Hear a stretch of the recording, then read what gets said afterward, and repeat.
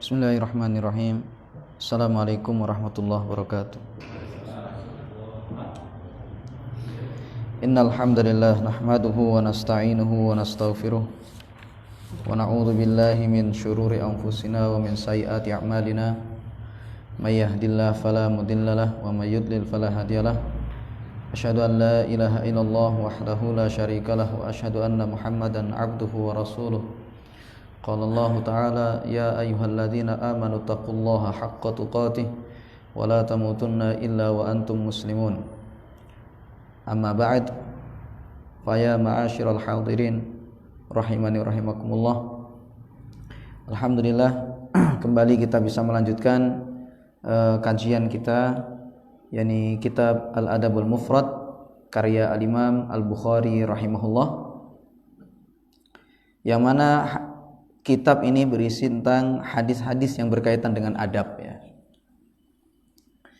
Di kesempatan sebelumnya jamaah sekalian kita telah membahas hadis yang ke-17 ya, kita telah membahas hadis yang ke-17. Inti dari hadis itu yaitu adalah surat yang disampaikan oleh Nabi SAW kepada Ali bin Abi Thalib dan belum diketahui oleh manusia yang lain pada saat itu. Isi surat tersebut adalah la'anallahu man dzabaha li ghairillahi, la'anallahu man saraqa manaral ardi, la'anallahu man la'ana walidayhi, la'anallahu man awa muhditsa. Kata Nabi SAW, Allah melaknat siapapun yang menyembelih hewan lalu diserahkan kepada selain Allah. Allah melaknat siapapun yang mencuri batas tanah. Allah melaknat siapapun yang melaknat orang tuanya. Allah melaknat siapapun yang melindungi orang yang melakukan perbuatan ihdath. Ini ada kalanya di sini maksud dari muhditsan yaitu adalah orang yang mengada-adakan perkara baru di dalam agama ini, atau dia adalah orang yang bermaksiat. Baik. Jadi jamaah sekalian, bab yang diangkat oleh Imam Bukhari di sini adalah la'nillahi man la'ana walidayhi, yaitu Allah melaknat siapapun yang melaknat kedua orang tuanya. Ini seperti kita sebutkan bahwasanya melaknat itu adalah bahasa Indonesianya mungkin mengutuk. Jadi orang tuanya dikutuk, didoakan supaya tidak mendapatkan rahmat Allah, didoakan supaya orang tuanya itu celaka ya, maka Allah melaknat orang yang seperti ini ya. Seharusnya seorang anak, dia itu tugasnya adalah mendoakan kebaikan untuk orang tuanya.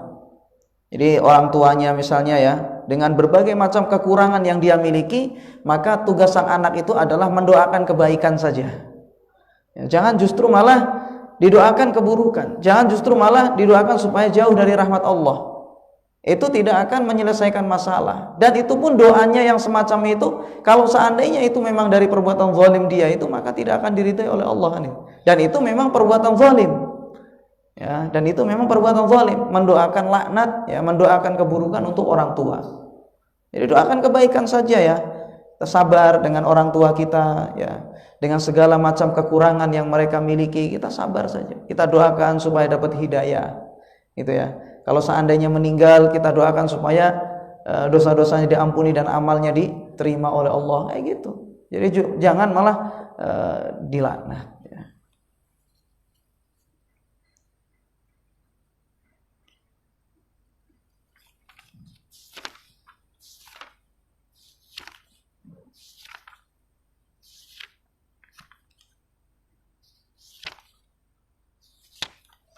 Baik, melaknat jemaah sekalian, mungkin pernah kita singgung sebelumnya, bahwasanya melaknat orang tua itu secara langsung atau tidak langsung. Ya, jadi melaknat orang tua di sini yang membuat atau yang mengundang laknat Allah itu ada kalanya secara langsung atau tidak secara langsung. Yang tidak secara, kalau yang langsung jelas, langsung di hadapan orang tua, misalnya mengutuk orang tuanya, mencemooh orang tuanya, langsung di hadapan orang tua. Tapi ada kalanya tidak secara langsung, dan ini sama saja hukumnya. Yaitu misalnya seseorang melaknat orang tuanya orang lain, kemudian orang itu melaknat kembali kepada orang tuanya dia. Ya, jadi sama-sama di situ. Maka orang yang menyebabkan orang tuanya ini dilaknat oleh orang lain itu sama saja seperti orang yang melaknat orang tuanya sendiri.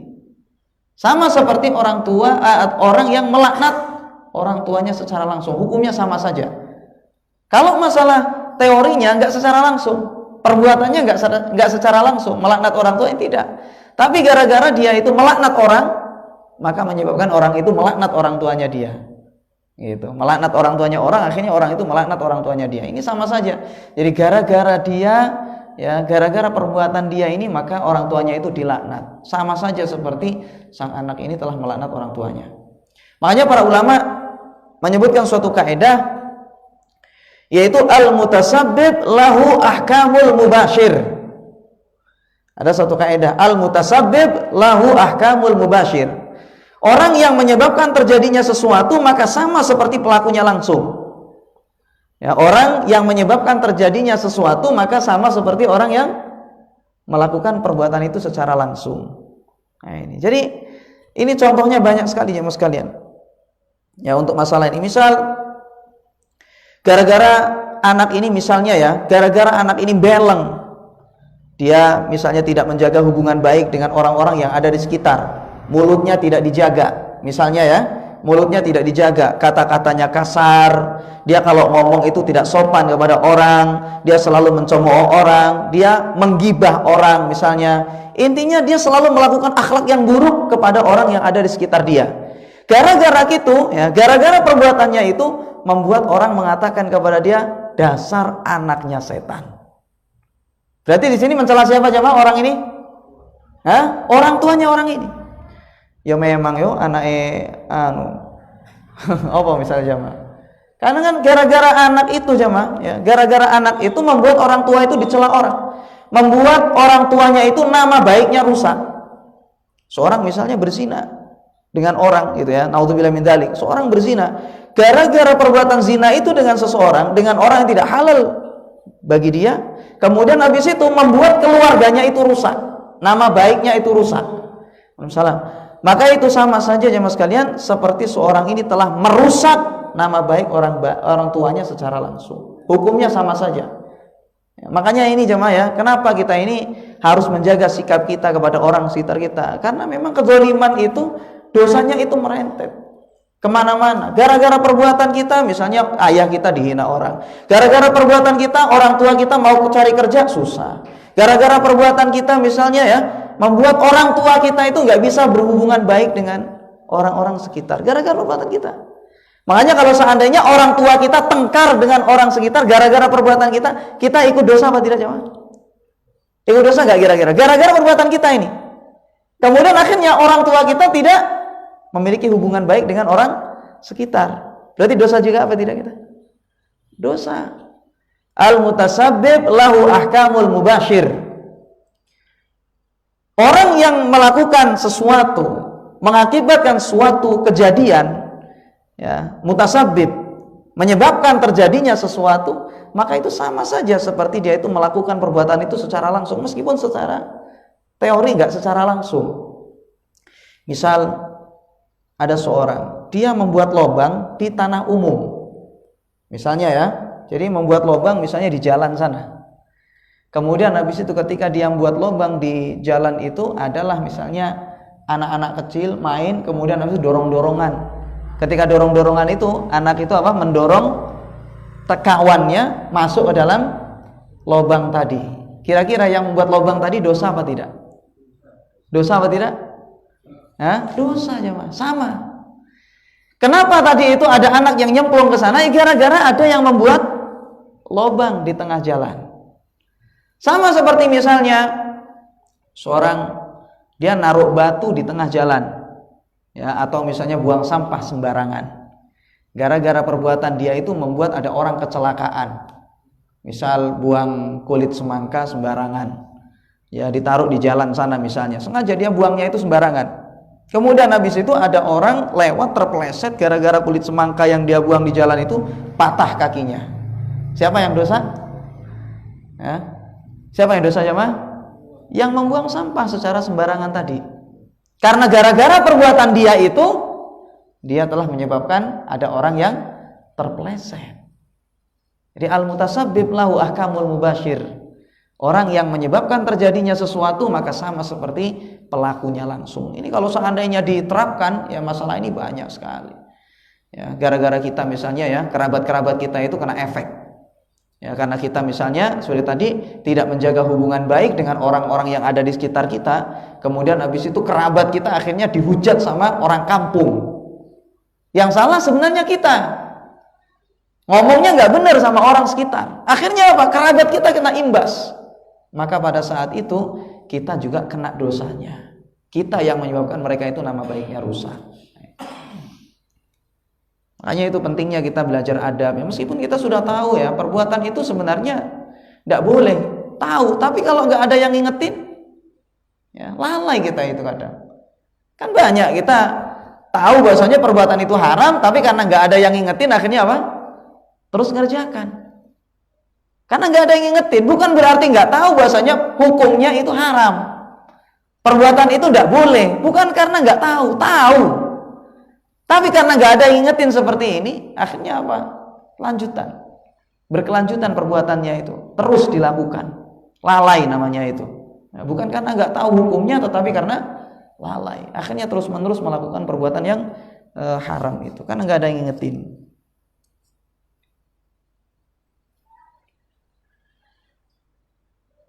Kemudian bab berikutnya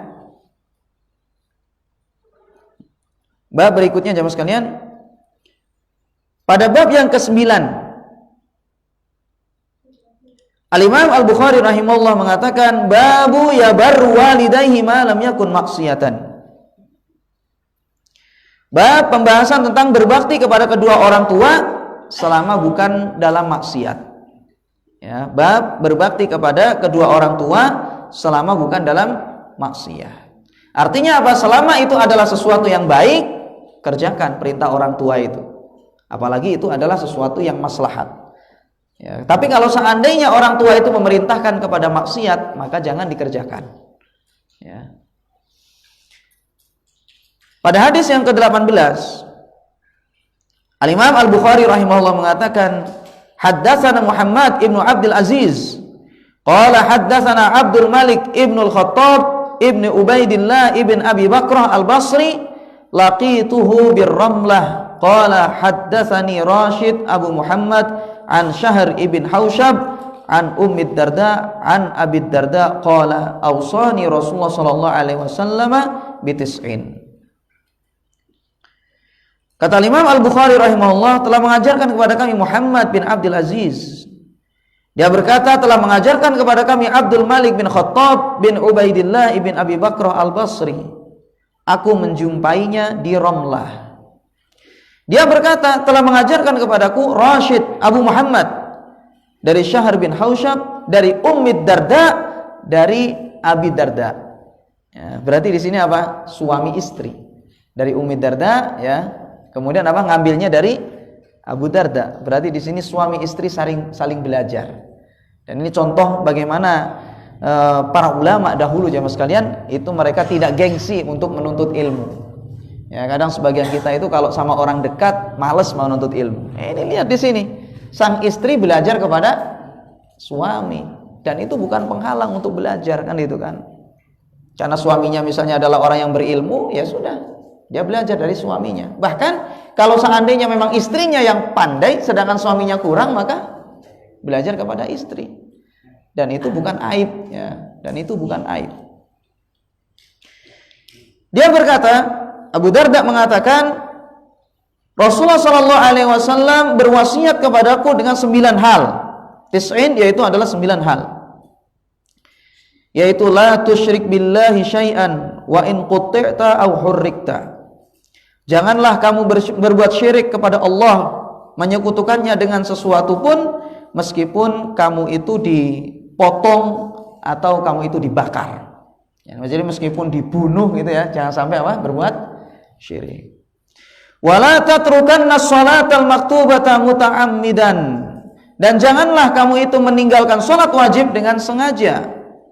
Wa man tarakaha muta'ammidan bari'at minhu dhimmatu, ya, bari'at minhu adh-dhimmatu.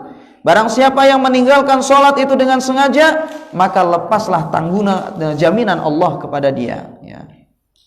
Wala tashrabannal khamra, dan janganlah minum khamr. Fa innaha miftahu kulli syarrin, dikarenakan dia itu adalah merupakan kunci segala macam keburukan. Wa ati' walidayka wa in amaraka an takhruja min dunyaka fakhruj lahuma, dan taatilah kedua orang tuamu meskipun keduanya itu memerintahkan engkau untuk keluar dari duniamu. Fakhruj lahuma, maka keluarlah untuk keduanya. Wala tunazi'anna wulatal amri wa in ra'aita annaka anta, dan janganlah kamu itu menentang pemimpin, pemerintah, meskipun sebenarnya engkau benar, ya, meskipun engkau itu sebenarnya benar. Wala tafrir minaz zahfi, dan janganlah kamu itu lari dari medan perang, yakni ketika perang itu berkecamuk, ya, jangan mundur, jangan pergi, jangan jadi pengecut ketika terjadi peperangan kemudian habis itu dia melarikan diri. Wa in halakta wa farra ashabuka, meskipun engkau binasa, ya, ancamannya kamu itu mati dan kawan-kawanmu semuanya itu lari. Wa anfik min taulika ala ahlika, dan berinfaklah dari sebagian hasil jerih payahmu untuk istrimu, ya, yakni nafkahilah keluargamu dari sebagian dari hasil jerih payahmu. Wala tarfa' asaka an ahlika wa akhifhum fillahi azza wa jalla, dan janganlah kamu mengangkat tongkatmu dari keluargamu dan buatlah mereka itu takut kepada Allah, ya. Jadi di sini jemaah sekalian ada 9 wasiat yang disampaikan oleh Nabi SAW kepada Abu Darda. Memang di sini wasiatnya itu disampaikan kepada Abu Darda, tetapi dari sisi hukumnya maka itu berlaku kepada semua kaum muslimin, ya. Jadi diberikan kepada Abu Darda, kemudian habis itu apa? Kaum muslimin semuanya harus mengamalkan apa yang ada di sini. Wasiat Rasulullah ini. Yang pertama yaitu adalah jangan sampai berbuat syirik kepada Allah. Meskipun seseorang itu dia ancamannya adalah dibunuh atau dibakar. Seperti misalnya ya, kisah yang terkenal itu kan di dalam kitab tauhidnya, ya, tentang 2 orang yang masuk ke dalam suatu kampung, kan itu kan. Kemudian habis itu penduduk kampungnya itu mereka sudah membuat kesepakatan, punya peraturan di sana. Setiap orang yang sudah masuk ke dalam kampung itu maka dia harus menyembelih hewan untuk apa? Sesembahan mereka, untuk berhala mereka. Masuklah 2 orang ini ke sana, terlanjur sudah masuk ke sana. Akhirnya penduduk kampung ini pun memaksa mereka untuk menyembelih hewan, ya, yakni meskipun dengan seekor lalat, kan itu kan. Jadi idbah, sembelihlah walau dzubaban, meskipun dengan seekor lalat sebagai bentuk kurban untuk berhala mereka. Kemudian salah satunya itu ada yang disuruh, ketika dia disuruh untuk menyembelih hewan atau menyembelih lalat gitu ya, menyembelih hewan meskipun dengan seekor lalat, yang satunya melakukan, maka tatkala dia melakukan itu akhirnya dia dilepaslah oleh penduduk kampung tersebut. Namun disebutkan dalam hadis itu fadakhalan nar, kemudian akhirnya dia pun masuk ke dalam neraka gara-gara dia itu mau kurban, ya, menyembelih hewan meskipun dengan seekor lalat lalu diserahkan kepada berhala pada saat itu. Jadi jamaah sekalian, yang dilihat itu jamaah bukan apa yang disembelih, tetapi sembelihan itu diserahkan kepada siapa. Kalau masalah nyembelih, ya apa gunanya seekor lalat? Kan itu kan tidak ada nilainya. Tetapi ketika dia itu melakukan perbuatan tersebut kemudian diserahkan kepada selain Allah, maka ini adalah merupakan kurban, dan itu adalah merupakan ibadah lalu diserahkan kepada selain Allah.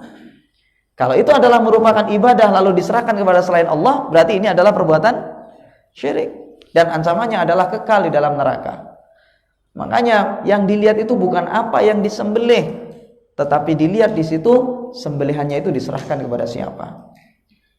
Kemudian yang satunya, diperintahkanlah oleh mereka itu untuk menyembelih hewan meskipun dengan seekor lalat. Namun dia menolak, dia mengatakanlah, saya nggak mau, kata dia. Bagaimana saya akan menyembelih hewan lalu diserahkan kepada selain Allah? Sehingga ketika yang satunya ini menolak permintaan orang-orang kampung tersebut pada saat itu, maka akhirnya dia pun dipenggal kepalanya.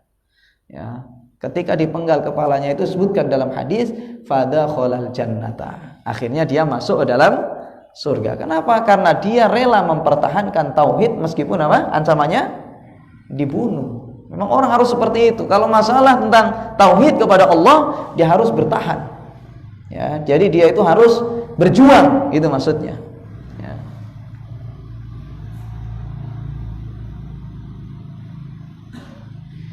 Kemudian wala tatrukanna sholatal maktubata muta'ammidan wa man tarakaha muta'ammidan bari'at minhu adzimmatu.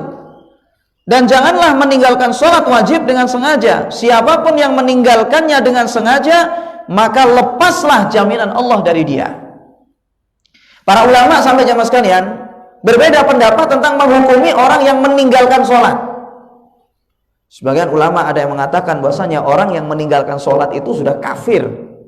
Ini sebagian ulama, dan bahkan ini adalah pendapat sebagian ulama Syafi'iyah yang mayoritas penganut madhab di negara kita ini adalah madhab Syafi'i. Dan sebagian ulama Syafi'iyah mengatakan bahwasanya orang yang meninggalkan sholat itu kafir.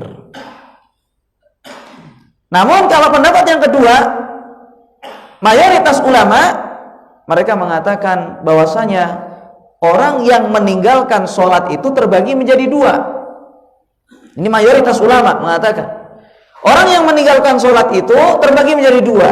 Kalau seandainya dia meninggalkan sholat karena dia mengingkari kewajiban sholat, dia menganggap sholat itu nggak wajib, nggak apa-apa ditinggalin, nggak sholat nggak apa-apa, maka orang yang semacam ini dia telah terjatuh ke dalam kekufuran, dan ini berarti orang ini telah murtad hukumnya, dan akhirnya dia berarti apa?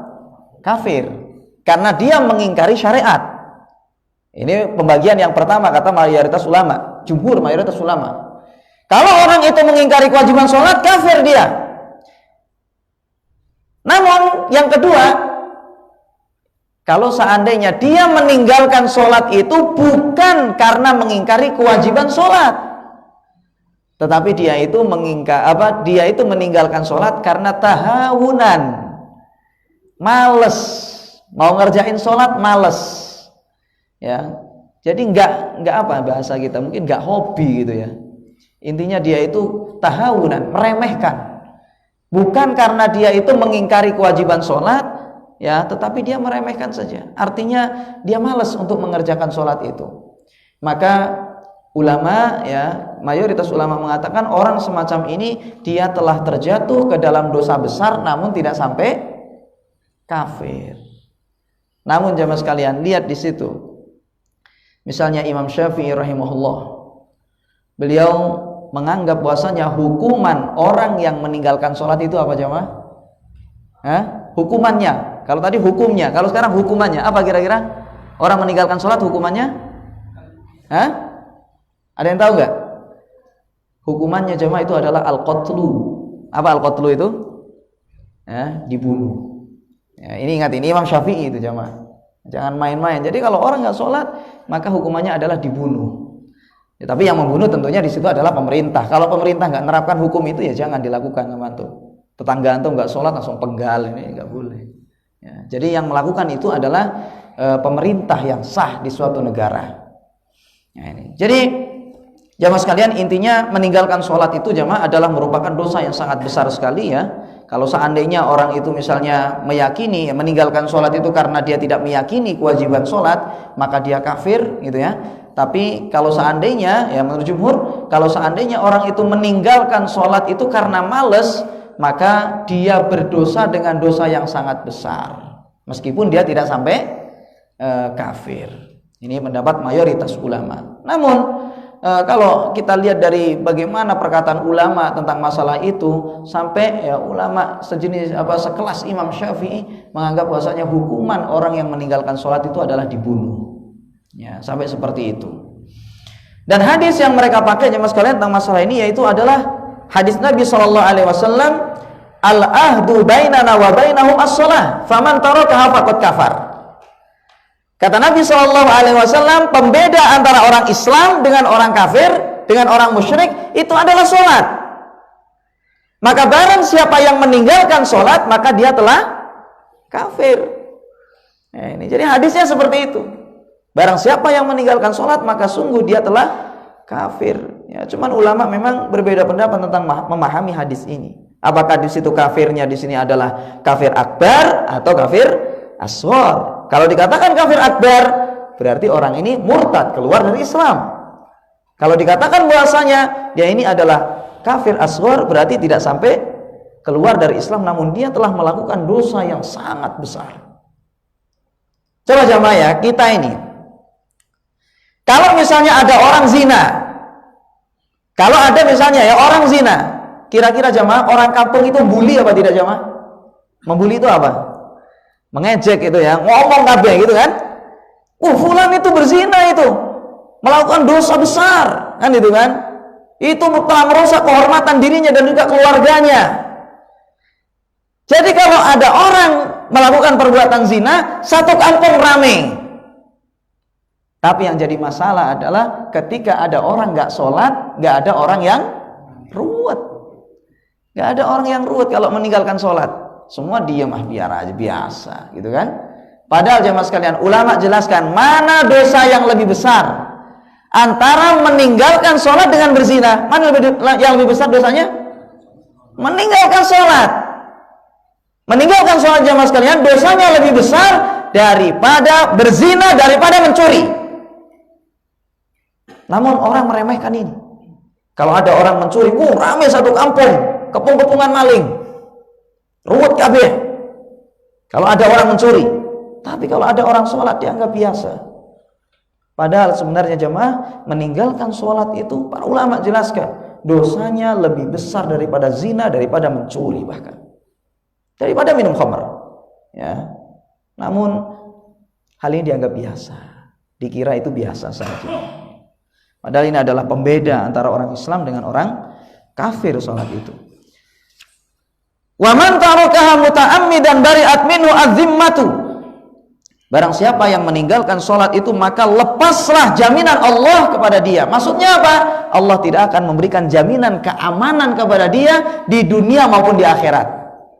Kalau lihat di syarahnya itu seperti itu kata para ulama. Maksudnya apa di sini lepas jaminan Allah? Maksudnya di situ adalah orang ini tidak akan mendapatkan keamanan di dunia maupun di akhirat. Orang kadang pengen dia itu hidup bahagia, pengen keluarganya itu sakinah, mawaddah, warohmah gitu ya. Rizkinya pengen lancar, kan itu. Pengen kaya, tokonya pengen laris, tapi dia tidak mengerjakan sholat. Kerja sampai ke pontang-panting, cari istri paling bagus, cari paling cantik, cari paling lembut, paling luar biasa ya. Tapi ternyata nggak sholat. Bagaimana Allah Subhanahu wa taala akan memberikan kebaikan kepada dia, keamanan dalam hidup dia, sedangkan dia meninggalkan kewajiban yang sangat besar, yang mana Allah Subhanahu wa taala mewajibkan sholat ini nggak tanggung-tanggung. Rasulullah dipanggil langsung ke langit, kan itu. Kalau ibadah-ibadah yang lain ya mas kalian ya, ibadah-ibadah yang lain seringkali wahyu itu turun ketika Rasulullah di bumi ini. Ketika kumpul dengan para sahabat, turun wahyu perintah untuk melakukan amalan ini. Ketika bersama para sahabat ya, kadang dalam acara momen-momen kumpul ya, majelis-majelis tertentu, tiba-tiba datang wahyu supaya mereka melakukan suatu amalan tertentu. Tapi untuk sholat ini jemaah sekalian, Allah Subhanahu wa taala panggil Nabi kita sallallahu alaihi wasallam langsung menghadap kepada Allah Subhanahu wa taala. Dan ini tidak lain adalah karena saking wajibnya sholat 5 waktu dibandingkan dengan ibadah-ibadah yang lain itu. Sampai perintah untuk jihad ya, Rasulullah tidak perlu naik ke langit, nggak perlu dipanggil ke langit, kan itu. Jadi sholat ini panggil langsung Rasulullah itu oleh Allah supaya kaum muslimin mengerjakan sholat. Ingin berkah hidupnya, ya, ingin semua urusannya lancar, sholat itu sebenarnya dibantu sama Allah. Ya, orang sholat itu luar biasa sebenarnya kalau memang kita ini benar-benar menjaga keikhlasan, sungguh-sungguh ketika sholat, menjaga kekhusyuan, itu semua ngalir berkah semuanya itu. Memang rizkinya sedikit tapi nggak pernah sakit, rizki sedikit nggak pernah hutang, rizki sedikit tetapi keluarganya sehat, kan gitu, nggak pernah tengkar. Apa gunanya kalau seandainya rizkinya banyak tengkar tiap hari? Ya. Sama anak nggak akur, sama ayah nggak akur, sama ibu apalagi misalnya. Rizkinya melimpah, rumahnya besar, mobilnya banyak, tapi ternyata seperti ini hidupnya, sakit-sakitan. Apa manfaatnya? Ya, nggak ada manfaatnya kalau seperti itu. Harta sebanyak apapun kalau sudah keberkahannya itu dicabut oleh Allah, nggak ada gunanya. Sedikit tapi bermanfaat. Ada orang ya kerjanya itu aja, tapi setiap hari infak. Ya. Kerjanya itu aja, tapi sedekahnya lancar. Penghasilan nggak terlalu banyak.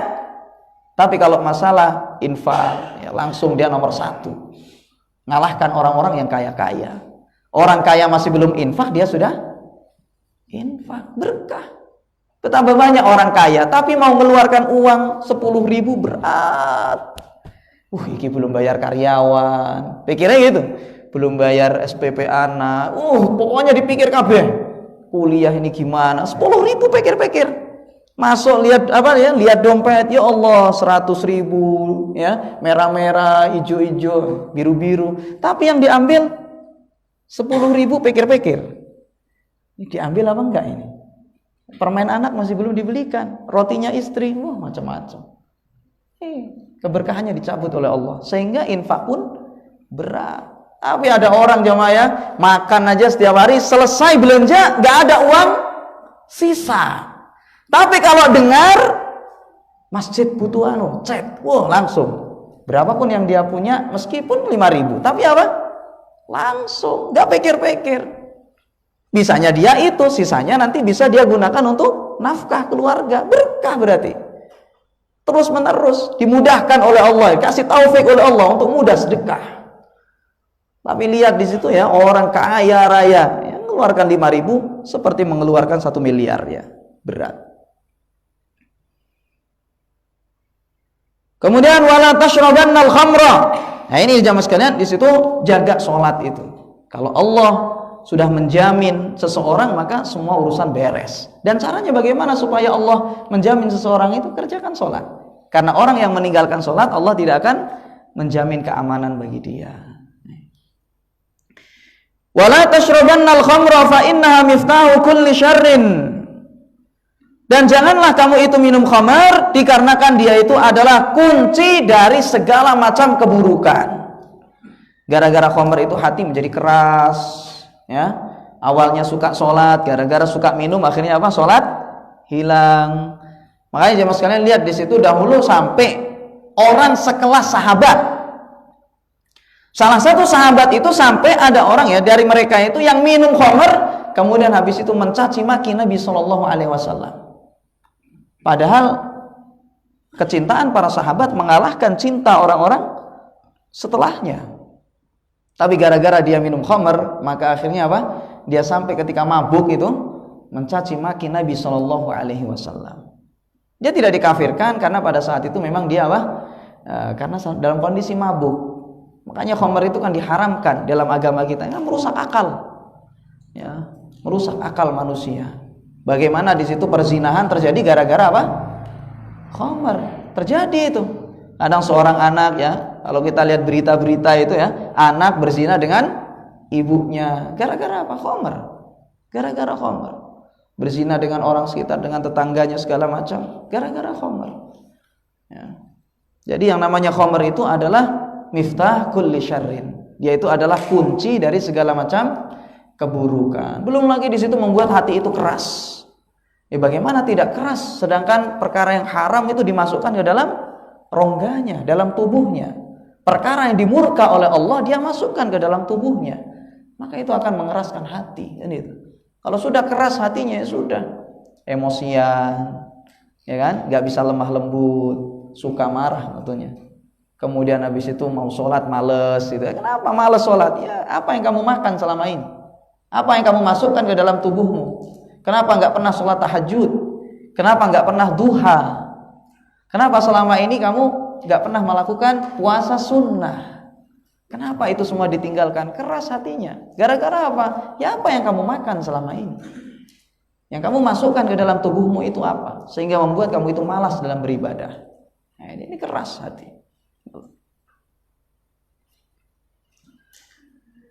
Wa ati' walidayka wa in amaraka an takhruja min dunyaka fakhruj lahuma.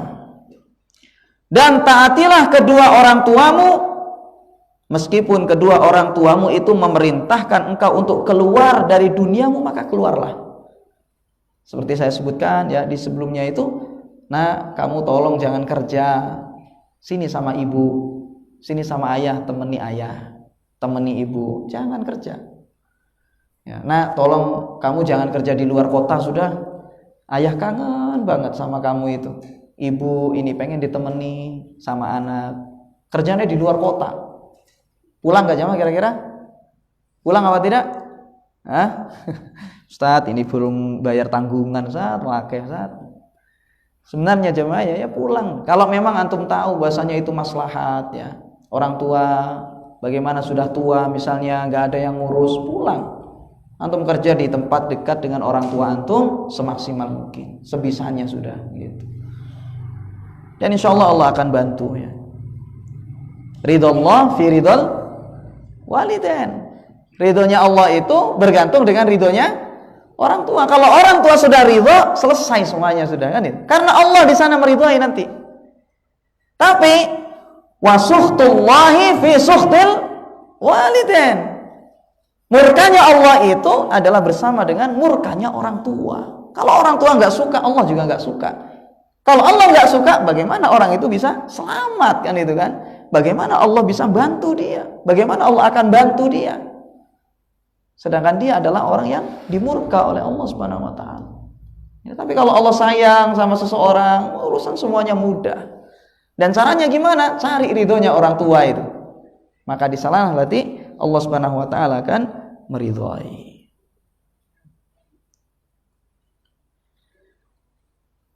Wala tunazi'anna wulatal amri wa in ra'aita annaka anta. Dan janganlah kamu itu menentang penguasa ya, yakni pemerintah, meskipun kamu memandang bahasanya dirimu benar. Jadi jangan di sini jamaah ya. Bahasa kita itu apa? Kudeta mungkin jamaah ya, bahasa kita itu.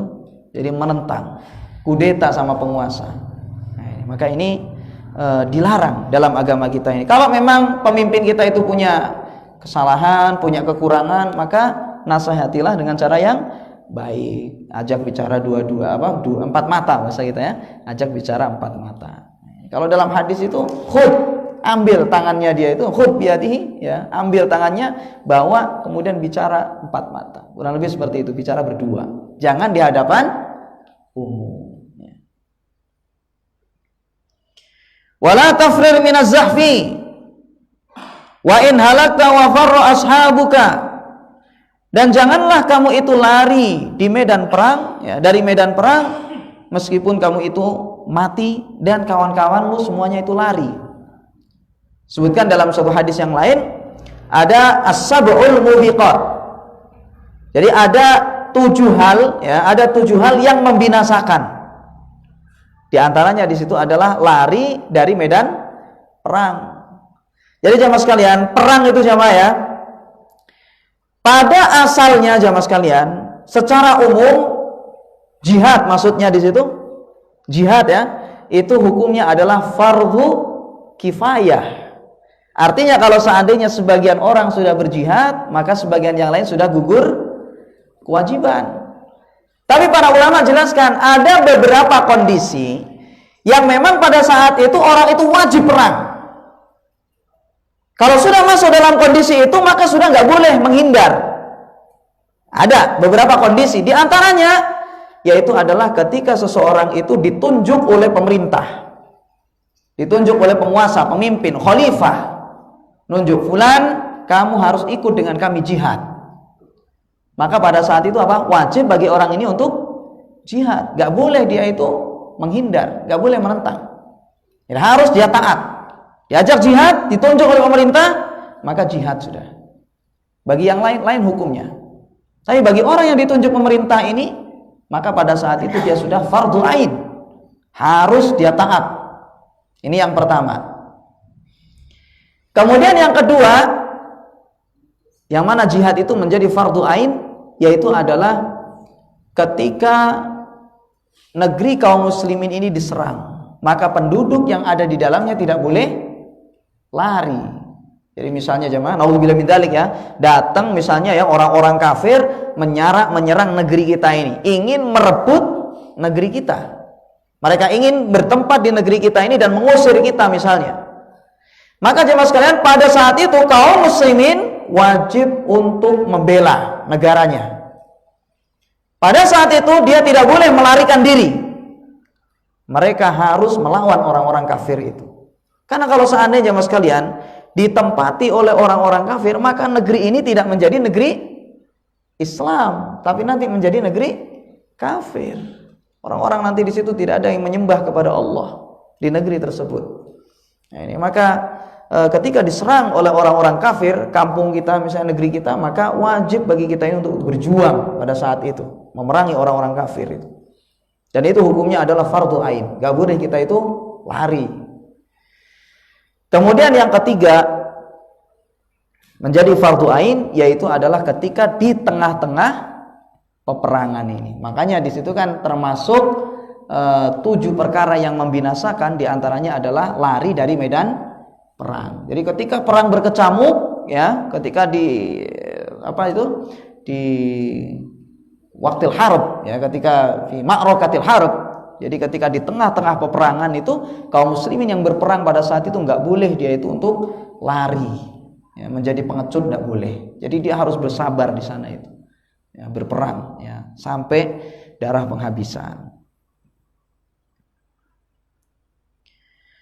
Kemudian wa anfik min taulika ala ahlika, dan nafkahilah keluargamu, pada khususnya di situ adalah istrimu, min taulika, yakni dari sebagian hasil jerih payahmu. Gini jemaah sekalian, taul itu jemaah ya, taul itu orang mencari nafkah secara maksimal. Ya, orang itu apa? Mencari nafkah secara maksimal, tapi yang dikasihkan kepada keluarga, kepada istri dan semuanya itu jangan semuanya. Paham jemaah? Jangan antum misalnya kerja ya seharian, padahal nafkah untuk istri sehari itu dengan 100.000 sudah cukup. Antum kerja seharian dapat berapa misalnya? 200.000. Kemudian habis itu apa? 200.000 itu antum kasih semuanya. Ini nggak benar. Ya, salah. Yang benar adalah antum kasih sebagian saja.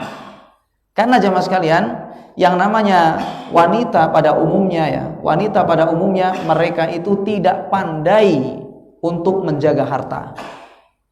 Antum punya uang 500.000, coba ajakan ke Roxy sana, habis nggak kira-kira jemaah? Bawa istri, ya, antum sama istri antum bawa ke Roxy, bawa uang 500.000, habis apa tidak kira-kira? Ya, bahkan mungkin kurang, ya kan? Habis. Antum bawa 1 juta ke sana habis. Coba antum ngomong sama istri antum, Dek, saya punya uang 1 juta, kira-kira Dek, ini buat apa? Itu jemaah keluar semua itu. Awalnya nggak tahu mau beli-beli apa, karena nggak ada uang. Tapi kalau sudah antum bilang, saya punya uang 1 juta deh, buat apa kira-kira? Coba antum bilang sama mereka, langsung keluar semua itu ide itu. Makanya sampai sebagian ulama mengatakan jual belinya perempuan itu nggak sah. Jadi sebagian ulama ya, bukan saya berpendapat seperti itu, tapi saya sebutkan di sini sampai sebagian ulama mengatakan bahwasanya tidak boleh perempuan itu apa? Jual beli, nggak sah kalau mereka melakukan jual beli.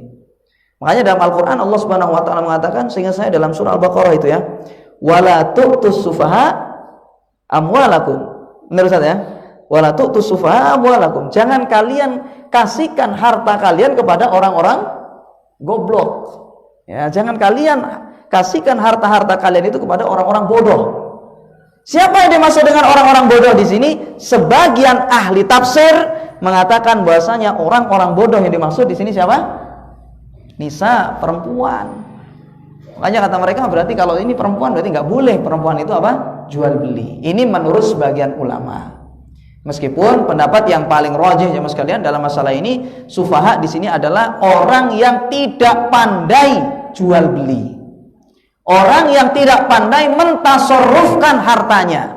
Tidak pandai membelanjakan hartanya dengan baik. Seperti misalnya siapa? Orang gila, anak kecil yang masih belum balik, ya kan? Yang belum tamyiz. Kemudian apalagi misalnya? Banyak ya, orang-orang yang memang kadang punya keterbelakangan mental, ya, itu yang dimaksud di situ. Nggak boleh mereka ini megang harta kemudian mereka berbelanja semaunya. Nah, ini.